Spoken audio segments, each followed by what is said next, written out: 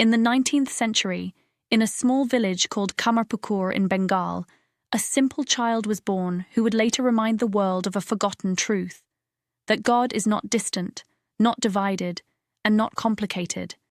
His name was Gadadhar Chattopadhyay. The world would know him as Sri Ramakrishna. From childhood, Gadadhar was different. He was not interested in money, ambition, or status. He was deeply sensitive to beauty, devotion, and inner experience. Even simple religious stories moved him to tears. Nature, temples, songs, and silence attracted him more than worldly success. He did not receive formal education, but his heart was open, and his awareness was sharp. He questioned life not with logic, but with longing. As a young man, he became a priest at the Kali temple in Dakshineswar. What began as ritual slowly turned into intense spiritual yearning. Ramakrishna did not want to worship God as an idea. He wanted direct experience.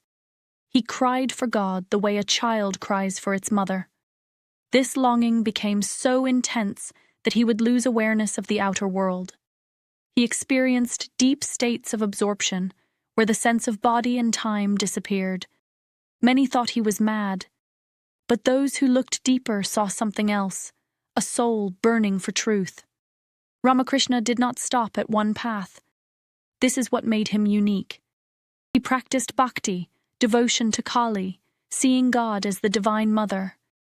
He practiced Advaita, the path of non-duality, experiencing the formless absolute beyond name and form. He practiced Tantra, under guidance. He practiced Islam sincerely, living like a Muslim, praying to Allah, and experienced the same divine truth. He practiced Christianity and felt the presence of Jesus. Through all this, he realized one simple truth. Truth is one. Paths are many. He often said that God can be realized through different religions, just as water can be reached by digging wells in different places. This realization was not intellectual. It was lived. Ramakrishna used simple examples to explain deep truths. He spoke of milk and butter, of sugar dolls dissolving in the ocean, of chameleons changing color, of lamps lighting many rooms. He taught that people fight over religion because they cling to outer forms and forget inner experience. According to him, spirituality without experience is belief. Spirituality with experience becomes certainty. He emphasized purity of heart. He said that lust and greed cloud the mind and block divine vision. Control of desire, not suppression, but redirection was essential. Ramakrishna lived a life of extreme simplicity. He owned almost nothing. He depended on others for food and clothing. He did not plan for the future. He lived fully in the present. He taught that ego is the greatest obstacle. But he also said ego does not disappear completely. It transforms. The ego of ignorance becomes the ego of a servant, a devotee, a child of God. One of his most important teachings was about sincerity. He said that even a small prayer offered sincerely reaches God, but large rituals done mechanically do not. He warned against dry intellectualism. He said, reading books alone cannot give realization, just as reading a menu cannot satisfy hunger.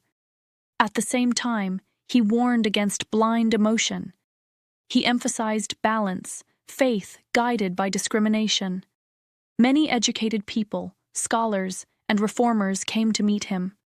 Among them was Narendranath Datta, later known as Swami Vivekananda. Ramakrishna recognized his potential immediately and guided him patiently, breaking his doubts not through arguments, but through experience. Ramakrishna did not preach to change society. He transformed individuals. He believed that when individuals change, society follows. In his later years, Ramakrishna suffered from throat cancer. Even in physical pain, his mind remained absorbed in God. He never complained. He never questioned. He said the body suffers, but the soul remains free. In 1886, Sri Ramakrishna left his physical body, but his presence did not disappear. His life ignited a spiritual movement through his disciples, especially Swami Vivekananda, who carried his message to the world. Ramakrishna's greatest teaching was not words. It was his life. He showed that God is not limited to temples or scriptures. God is realized through love, sincerity, and direct experience. He showed that all religions, when practiced deeply, lead to the same truth. He showed that simplicity is power, humility is strength, and purity is freedom.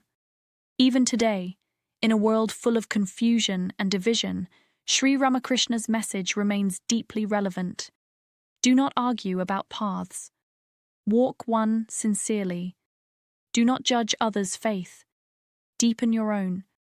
Do not search for God outside. Turn inward with longing. Truth is not far. It reveals itself to the sincere heart.